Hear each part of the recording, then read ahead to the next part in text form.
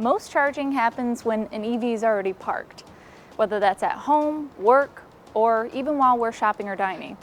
A convenient new fueling infrastructure won't look much like the old one. I'm here in Campbell, California, the birthplace of EV charging, at the ChargePoint World Headquarters.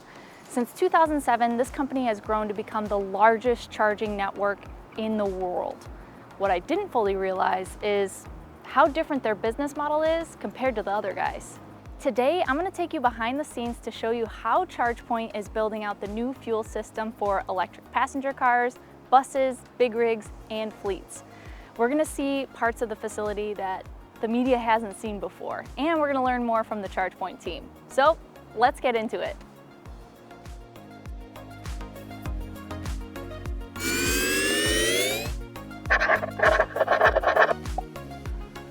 Before we head inside, let's get a little more background on the company. Well, good afternoon, Bill. It's great to see you again. First of all, I want to thank you for inviting me to your world headquarters to be among the first to learn about what ChargePoint does behind the scenes. We learned a lot. And I thought it might make sense to share a little bit more about ChargePoint's background to our viewers. And as the Senior Vice President of Product, you might just be the perfect person to help me out with all of that. So first off, I want to say, is it fair to say that ChargePoint was the first nationwide charging network in the United States? Yeah, it is. What's amazing when you really think about this crazy company that's been enabling all kinds of businesses and drivers to engage with charging, this started in 2007 before there were cars on the road. And now what's so cool is someone plugs into our network every second, which is incredible. And it's taken a lot of, I think, visionary founders whom really saw the inevitability that people will be driving electric. And since then, the company's really had the mission to create the new fueling network. And today we're over 147,000 places to charge, and with our roaming partners, over 300,000. So it's incredible what's happening. Yeah, and to your point, there are a lot of other big public charging networks that have, they run a specific business model that includes site selection of public parking spaces, and then they install charging hardware at their own expense, and then they resell that electricity to the EV drivers in order to recover the costs, pretty much per, 1 kilowatt hour at a time. Now, what I understand is that ChargePoint actually has an entirely different business model. So can you explain that for us? Certainly. And so this is really important for people to understand in the sense that our business is providing solutions to homeowners, but traditionally our business has been enabling businesses to offer charging to their constituents for their business purpose. So for example, in a workplace whom wants to ensure that their employees have a place to charge, participate in sustainability efforts, enable that benefit for their employees, workplaces procure from ChargePoint charging stations and all the cloud management and other support services to enable a great charging experience for them and their employees. Same for retailers, same for multifamily properties. So we're really selling to businesses. And if you kind of look at the business overall, we're enabling any place where you sleep, single family home, multifamily properties, where you live, work, and play is really how we sum it up. And incredibly important in the move to electrification is fleets. So that's a whole nother segment for us where we're providing a set of capabilities for these businesses so they can join the new fueling network. And oftentimes that's a combination of the chargers that we're accustomed to seeing, but the cloud services that manage that experience. So everyone from the host, as we described, to the driver have a great experience. Thanks, Bill. You've given us enough background to jump into ChargePoint Day. Well, this might look like any old big rig, but if you check this out, we got a charging port here. It's really neat to see that ChargePoint is coming up with solutions for fleet from all sizes, whether it be small shuttle buses from Lightning E-motors or big rigs like this, the E-Cascadia. Everything from a bus to a shuttle vehicle to a tractor to a middle mile delivery vehicle, we help fleets electrify every step of the way. One of these, really easy to do. Super critical to get the first one done right, but the next 100, very hard.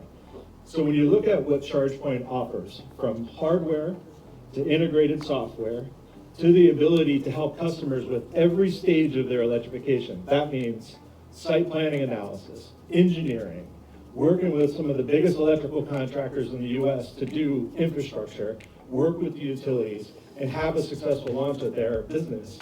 Not only is that important, but the ongoing service and support is critical. So when you look at transportation companies, they require the same type of uptime they expect on their vehicles that they do on their charging stations. So ChargePoint support is critically important to be able to support that transport every step of the way. The transport business is a little bit tough sometimes, and we tend to break things. So when a driver hits one of these or rips a cable off, this can't be down. Having a platform that has common parts, that has easily replaceable parts, and has high availability of these parts across multiple types of charging makes it very easy to maintain that charging infrastructure at a very high level. The businesses want to provide charging for their business, but not be in the charging business. They don't have to handle the phone calls, they don't have to deal with it. EV driver goes into the office, is now working all day. Car's fully fueled, they'll get a notification. Oh, hey, your car's fully fueled. And there's somebody waiting. As Bill mentioned earlier, he got on the wait list. So, oh, Bill's waiting, I'm fully fueled.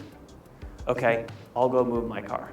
I move my car, Bill gets a notification, there's a now available spot. Oh, he's in a meeting, he can't come and do that right now.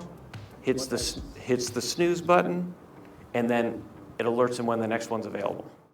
We all know that in Silicon Valley, amazing innovation always starts in a garage. So let's go take a look. Hey guys, I'm here in one of 4 different ChargePoint labs that they have in the Bay Area. We're actually going to be going to more later on this trip today, but I wanted to give you a quick preview of what they're showcasing here. AC charging, DC fast charging, and we've actually gotten a peek inside one of their units and what that modular architecture really looks like. The mindset of these people is we need it to work well, and we need to be able to manage it and control it and make sure that it's all interoperating.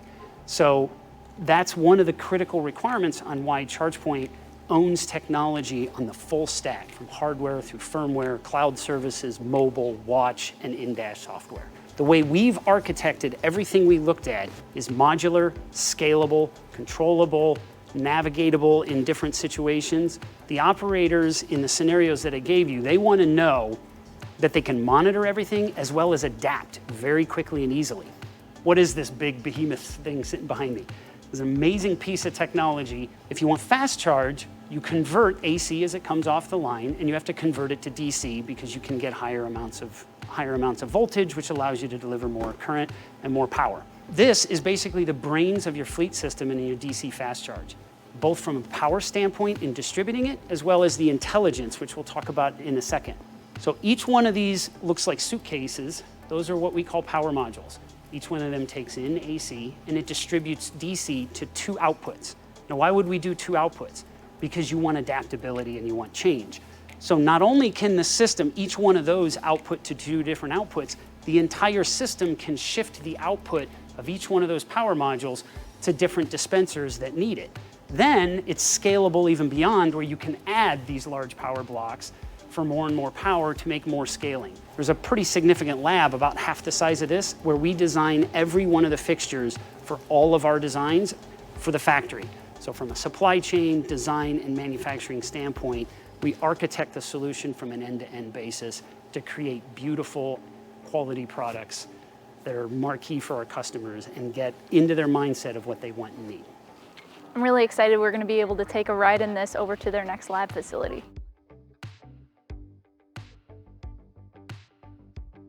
I'm here in the ChargePoint lab and they have a ton of testing going on here. Let's check it out. Here at ChargePoint, we are very environmentally conscious, and you can imagine as we exercise our charging stations and we do charge sessions, that's a lot of power being handled. So these regenerative loads you see here actually circulate the power back. We go through 10 to 15,000 full power charge sessions throughout all the testing we do in a year. What we're trying to do is mimic how the user actually inserts and extracts these connectors. These stresses combined with the environmental exposures to add for a whole lifetime of exposure as realistic as would happen in the field. That's the whole point. So we put them under the full power of this solar simulator, which is twice the intensity of the full spectrum of the sun.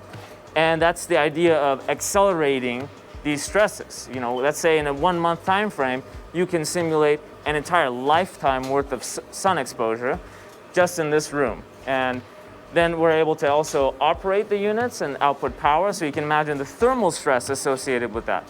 So we want to make sure the materials hold up and all the operational functions hold up throughout the lifetime.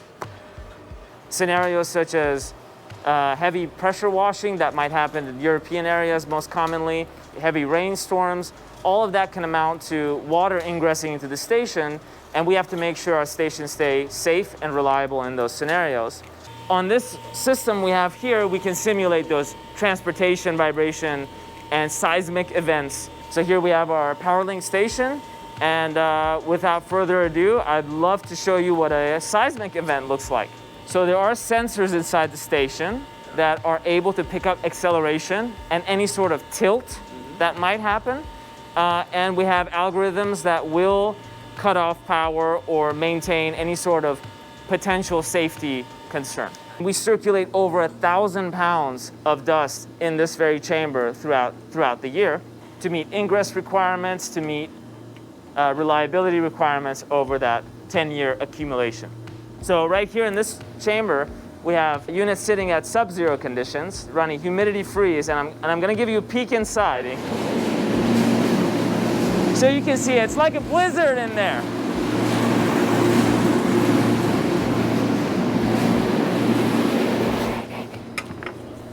And of course, we have an analysis lab, some X-ray, and that's the lab you see in the back, our research lab. It was a very informative day here at ChargePoint. I look forward to following their progress and in turn, more EV drivers on the road. Thank you guys for watching this video, and if you enjoyed it, please consider liking and subscribing. Until next time, drive, fly, ride. Go electric.